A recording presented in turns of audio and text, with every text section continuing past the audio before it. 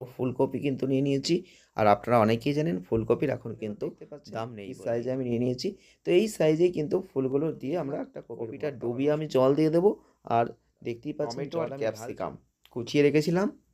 তো টমেটো আর ক্যাপসিকাম কুচোনোটা কিন্তু আসল এই গ্রেভির ওপরই ভিত্তি করে টেস্টি ভাবটা কিন্তু লাইক করছেন আর লাইক করবেন, কারণ একটা কমেন্ট একটা লাইক আমাদের প্রতিনিয়ত নতুন নতুন ভিডিও বানানোর জন্য যে উৎসাহ সেটা তৈরি করে দেয়।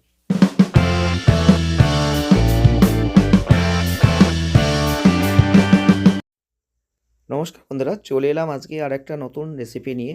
আমরা প্রতিনিয়ত চেষ্টা করি নিরামিষ রেসিপি কি দেওয়া যায়, যেগুলো আপনাদের অনেক কাজে আসে। অনেকটা আপনারা হয়তো এখান থেকে করে কিছু শিখতে পারেন। তো আজকেও নিরামিষ কপির ভর্তা বলতে পারেন, কপি রোস্ট বলতে পারেন। তবে এই রেসিপিটা একটা ফুলকপি মাত্র 3 টাকার দাম। আর এই 3 টাকা 4 টাকার মধ্যে এখন ফুলকপি যথেষ্ট পাওয়া যাচ্ছে। সেটাতে নিরামিষ দিনের জন্য একটা দারুণ রেসিপি আপনারা ঘরে করতেই পারেন। আমরা কিন্তু খুব সহজ পদ্ধতিতে আপনাদের সামনে সেটাই দেখানোর চেষ্টা করছি। তার জন্য একটা বড় ফুলকপি কিন্তু নিয়ে নিয়েছি। আর আপনারা অনেকেই জানেন ফুলকপির এখন কিন্তু দাম নেই বললেই চলে। তো এই ফুলকপির ফুলগুলোকে আগে কিন্তু ভেঙে নিতে হবে। তো দেখতেই পাচ্ছেন কিভাবে আমরা ফুলগুলোকে ভেঙে নিচ্ছি। তো এত বড় বড় ফুল দিয়ে কিন্তু আমরা রেসিপিটা বানাবো না। এই ফুলগুলো আরেকটু ছোট ছোট করে কেটে নিতে হবে। সবই কিন্তু আপনাদের সামনে পরিবেশন করব আজকের ভিডিওয়। আপনারা যদি একটু সাথে থাকেন, পাশে থাকেন, সঙ্গে থাকেন, তাহলেই আপনারা বুঝতে পারবেন। তো কপির ফুলগুলোর সাইজগুলো এবার দেখতে পাচ্ছেন কি সাইজে আমি নিয়ে নিয়েছি। তো এই সাইজেই কিন্তু ফুলগুলো দিয়ে আমরা একটা কপির ভর্তা বা রোস্ট যাই বলুন না কেন বানিয়ে ফেলবো খুব সহজ পদ্ধতিতে। তার জন্য প্রথমে আমরা যেটা করছি, এই কপি তো রেডি। এইবার কপিটাকে কিন্তু একটুখানি আমি গরম জলে ভাপিয়ে নেব। তার জন্য একদম চাপিয়ে দিয়েছি কড়াই করে, তাতে কিন্তু জলও দিয়ে দিলাম। কপিটা ডুবিয়ে আমি জল দিয়ে দেবো। আর দেখতেই পাচ্ছেন জল আমি ঢালছি।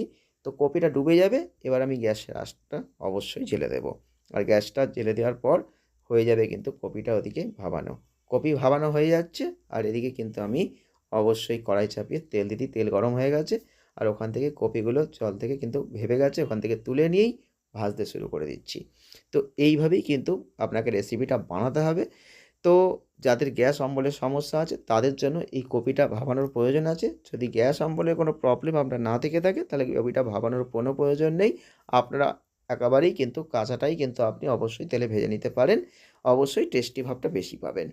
তো এবারে দেখতে পাচ্ছেন আমি কড়াইতে তেলে দিয়ে দিয়েছি, নাড়াচাড়া করছি। এবার কপিটা ভেজে নিতে হবে, কারণ কপি তো করতে গেলে যেভাবেই রান্না করুন একটু ভেজে আপনাকে নিতেই হবে। না ভাজলে টেস্ট কোনোদিন আসবে না। তো কপিটা আমি কিন্তু ভাজছি। আগে কপিটা ভাজা হয়ে যাক। তার আগে কিন্তু এদিকে যেটা করতে হবে মশলায় কিন্তু আমি এখানে জিরে দিচ্ছি না। এখানে আমি দিচ্ছি লঙ্কা, পোস্ত আর আদা। তো কপি দেওয়া আপনি রান্না তো অবশ্যই দেখবেন। এইভাবে করে একবার ট্রাই করে চেষ্টা করতে পারেন, খেয়ে কেমন লাগছে একটু বলার। তো ভাজা হচ্ছে দেখতেই পাচ্ছেন। আমার কপিটা প্রায় ভাজা ভাজা হয়ে এসেছে। খুব যে ভাজবো তা কিন্তু নয়, আধ ভাজা করছি। তো তার জিনিসটা আপনি আশা করি বুঝতে পেরে গেছেন। আধ ভাজা হয়ে গেল, এবার আমি থালায় ঢেলে নিলাম। এইবারে কিন্তু কড়াই চাপিয়ে দিচ্ছি, মশলা রেডি। এবার কড়াইতে তেল দিয়ে দেবো। তেলটা গরম হবে, জিরে ফোড়ন দিয়ে দিলাম। তো জিরে ফোড়ন দেওয়া হয়ে গেছে, এবার একটু তেজপাতা দিয়ে দিয়েছি। তো এটা একটু গরম হচ্ছে। এবারে আপনারা একটু লঙ্কা দিয়ে দেবেন। তো লঙ্কা না দিলেও কোনো ক্ষতি নেই। এবারে কিন্তু টমেটো আর ক্যাপসিকাম কুচিয়ে রেখেছিলাম। তো টমেটো আর ক্যাপসিকাম কুচোনোটা কিন্তু এবারে দিয়ে দিচ্ছি। তো দিয়ে তেলে একটু নাড়াচাড়া করে নিচ্ছি।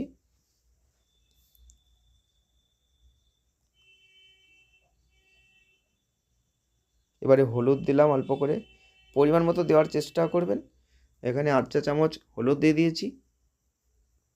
অল্প করে একটু কাশ্মীরি মির্চ দিয়ে দিয়েছি। আর একটু ধনিয়া পাউডার কিন্তু 1 চা চামচ মতো দিয়ে দিয়েছি। আপনারা এগুলো অবশ্যই মিক্সড করে নেবেন। তো এবারে ভালো করে নাড়াচাড়া করছি। দেখতেই পাচ্ছেন গ্যাসের আঁচটা একটু মিডিয়াম ফ্লেমে দিয়ে রেখেছি।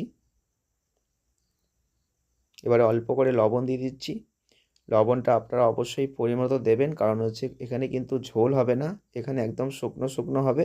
তার জন্য কিন্তু আপনাকে অবশ্যই লবণটা খুব অল্প করে বুঝে দেওয়ার চেষ্টা করতে হবে, কারণ এর পরিমাণটা অনেকটাই কমে যাবে। এবারে কিন্তু আমি যে মশলাটা করা ছিল পোস্ত বাটা, সেটাও কিন্তু দিয়ে দিলাম।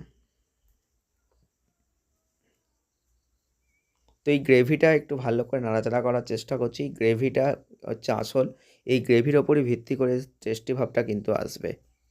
আপনারা অনেক রকমভাবে হয়তো কপি খেয়ে দেখেছেন। একদম সম্পূর্ণ নিরামিষ দিনের জন্য এই কপির যে রেসিপিটা আজকে আমরা বানাচ্ছি, এটা আপনারা একবার বাড়িতে ট্রাই করে দেখার চেষ্টা করতে পারেন। গরম গরম ভাতে দারুণ একটা টেস্টি আনবে এবং গরম ভাত কিন্তু অবশ্যই উঠে যাবে।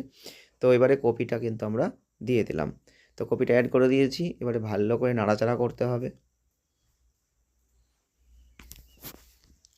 আপনারা অবশ্যই কেমন লাগছে আমাদের ভিডিওগুলো একটু কমেন্টের মাধ্যমে জানালে খুব ভালো হয়।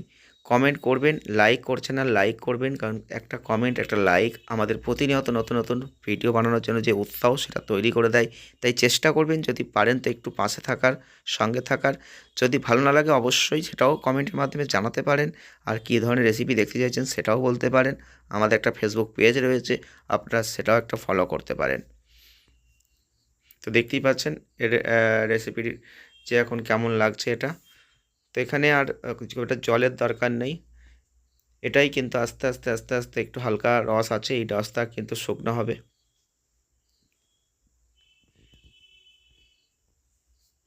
এবার টেস্টি ভাব আরও আনার জন্য একটু ধনেপাতা কিন্তু এখন শীতকালে অ্যাড করতেই হবে। তো ধনেপাতা ওপরে একটু ছড়িয়ে দিলাম, দেখতেই পাচ্ছেন। তো এটার জন্য আরও টেস্টি ভাবটা বেড়ে যাবে।